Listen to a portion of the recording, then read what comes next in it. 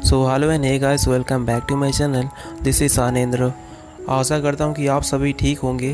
तो आज जो मैं मूवी एक्सप्लेन करने वाला हूँ उसका नाम है कुक अप आ स्टॉर्म, जो कि साल 2017 में रिलीज़ हुई थी और यह एक चाइनीज़ मूवी है। एंड ये मूवी की स्टोरी आप देखने के बाद बोलेंगे अगर मूवी हो तो ऐसी। सो प्लीज़ मूवी को लास्ट तक देखें, तभी आपको पूरी मूवी समझ में आएगी। और मैं आपको विश्वास दिलाता हूँ कि पूरी मूवी देखने के बाद आप बोलेंगे मूवी हो तो ऐसी। तो चलिए मूवी को एक्सप्लेन करते हैं।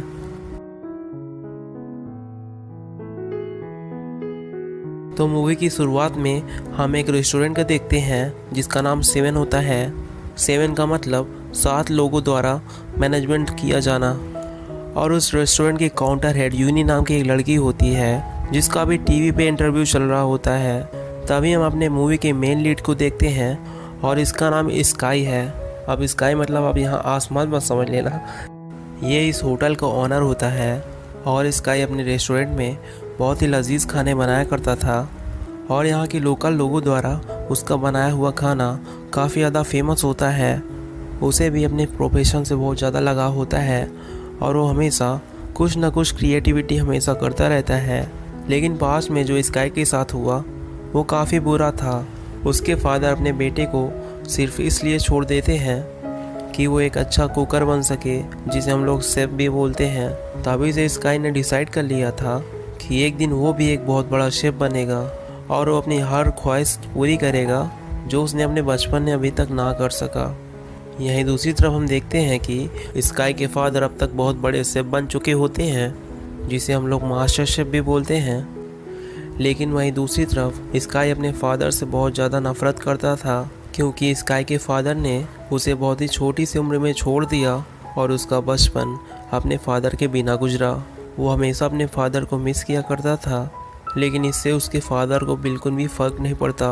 वहीं दूसरी तरफ स्काई के फादर, जो वही मास्टर शेफ होते हैं, जो इस बात से खुश होते हैं कि दुनिया वालों को नहीं पता कि मेरा एक बेटा भी है। और ये बात स्काई को और ज़्यादा हर्ट करती थी।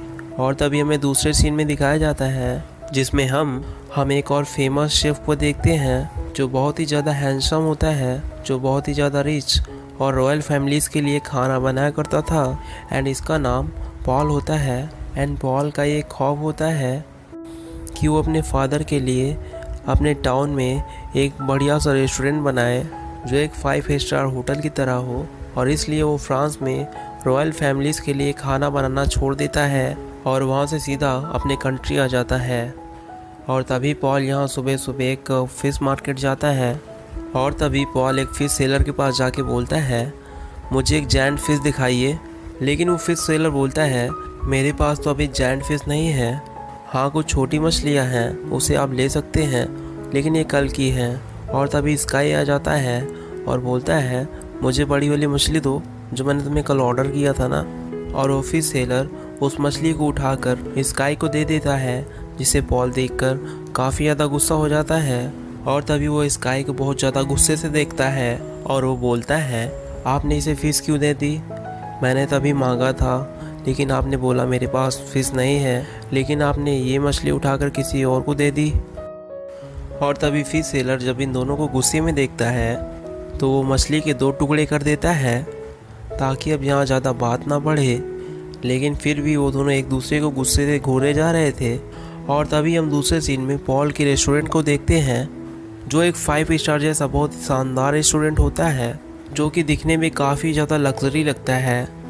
और पॉल के रेस्टोरेंट की आज ओपनिंग होती है एंड वो बहुत ही ज़्यादा नीट एंड क्लीन एंड बहुत एडवांस तरीके से बनाया गया होता है, जैसा कि एक 5 स्टार रेस्टोरेंट होता है।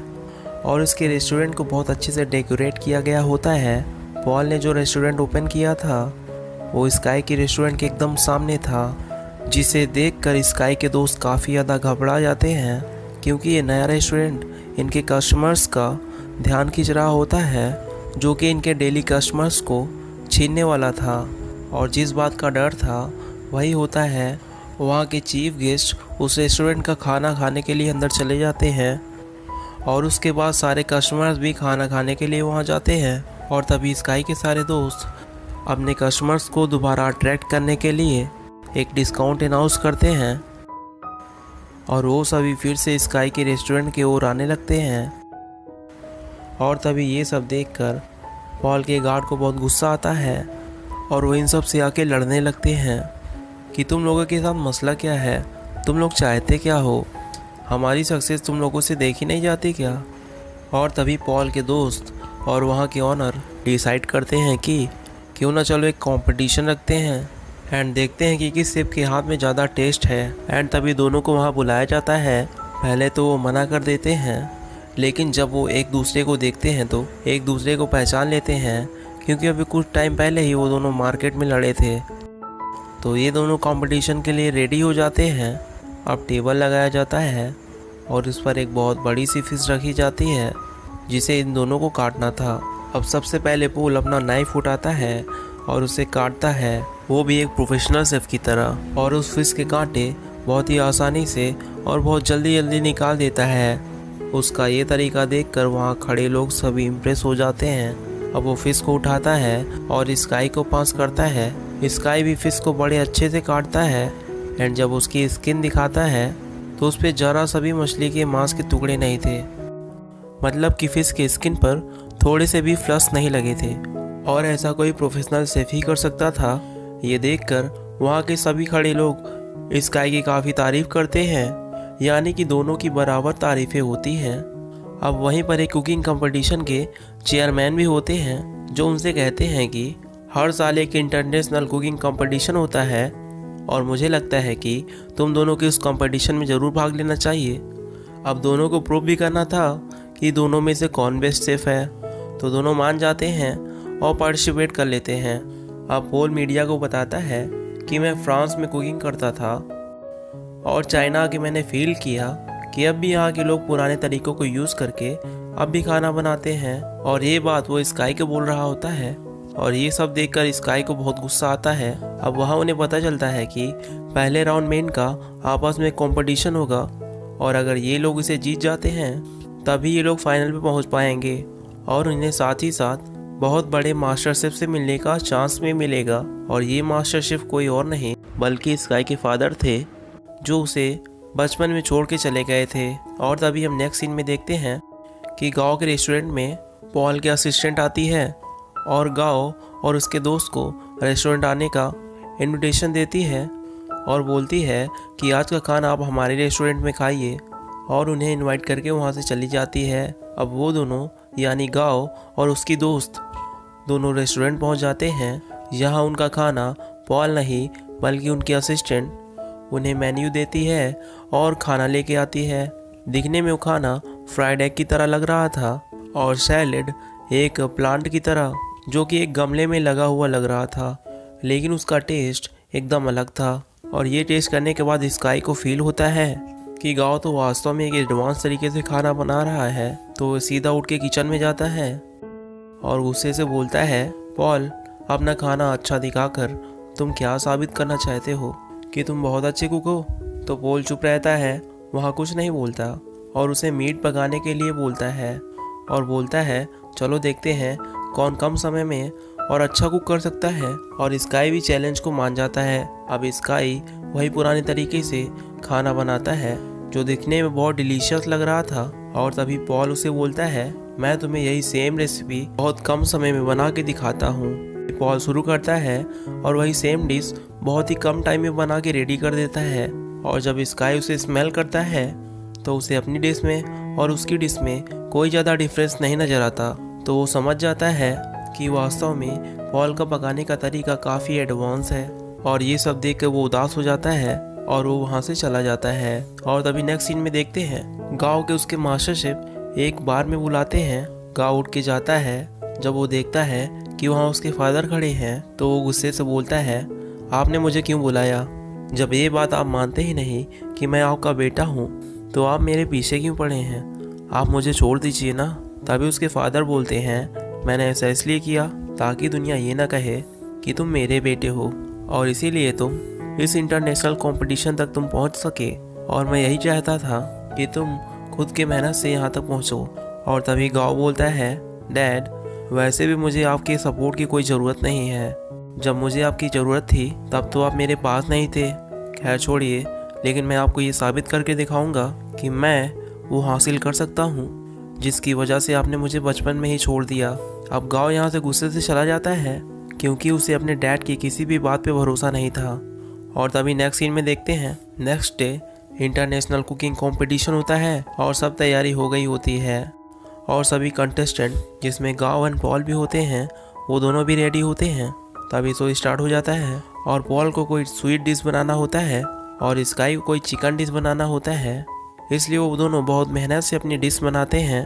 पॉल टाइम से पहले ही अपनी डिश तैयार कर लेता है, लेकिन इसके बाद स्काई की भी धमाकेदार एंट्री के साथ डिश रेडी हो जाती है। उसने भी दिए गए टाइम के अंदर अपने टास्क को कंप्लीट कर लेता है और इसे देखकर जजेस और ऑडियंस काफ़ी ज़्यादा एक्साइटेड होते हैं। एंड अब बारी आती है डिश को टेस्ट करने की और जब जज डिश को टेस्ट करते हैं तभी दोनों को सेम पॉइंट मिलते हैं क्योंकि जजेस को उनके खाने में इतना ज़्यादा डिफरेंस नहीं लग रहा था। दोनों की डिशेस बराबर की टक्कर की थी और ये सब देख के दोनों काफ़ी नर्वस हो जाते हैं। और जब ये राउंड टाई हो जाता है तभी स्टेज पे एक जज को बुलाया जाता है जो इस कंफ्यूजन को क्लियर करने के लिए अपना कंक्लूजन देते हैं और बोलते हैं, नो डाउट दोनों की डिशेस बहुत अच्छी हैं और दोनों के अंदर काफ़ी टैलेंट है, लेकिन मुझे टाइम मैनेजमेंट पॉल की ज़्यादा अच्छी लगी और इसलिए ये कंपटीशन पॉल जीत रहा है। और पॉल यहाँ पे बहुत ज़्यादा खुश होता है, लेकिन दूसरी तरफ गाओ कंपटीशन हार चुका था इसलिए वो बहुत ज़्यादा दुखी हो जाता है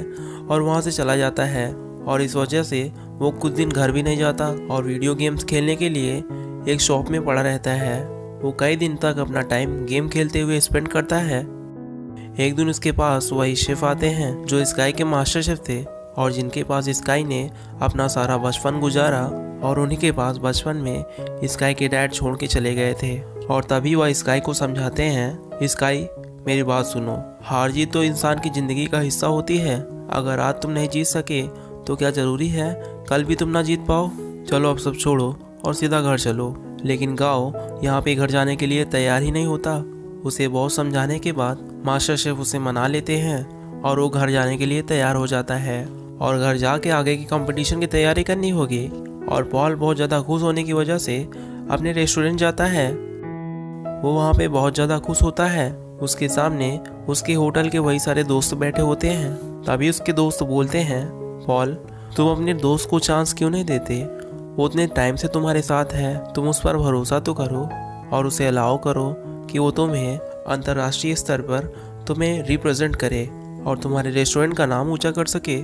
तो पॉल उसे बोलता है, हाँ वो मेरी काफ़ी अच्छी दोस्त है, मैंने इस बात से तो मना नहीं किया, लेकिन भाई उसे अभी तक खाना तक बनाना नहीं आता, वो कैसे मेरे रेस्टोरेंट को अंतर्राष्ट्रीय स्तर पर रिप्रेजेंट करेगी। और तभी उसके दोस्त उसे और चढ़ाने लगते हैं क्योंकि उसके दोस्त उस लड़की के साथ मिले होते हैं और उस लड़की के और इसके दोस्त के दिल में लालच आ जाती है। और तभी वहाँ पॉल की वही दोस्त आती है और उसके सामने सूप के 2 कप रख के बोलती है, पॉल क्या तुम मुझे बता सकते हो कि इन दोनों में से किस में नमक ज़्यादा है। तो यहाँ पर पॉल एकदम शांत हो जाता है क्योंकि पॉल के पास टेस्ट करने की एबिलिटी नहीं होती है। उसके टंग्स यानी कि उसकी जीभ किसी भी चीज़ को परफेक्टली टेस्ट नहीं कर सकती थी और उसे यह प्रॉब्लम नेचुरली थी।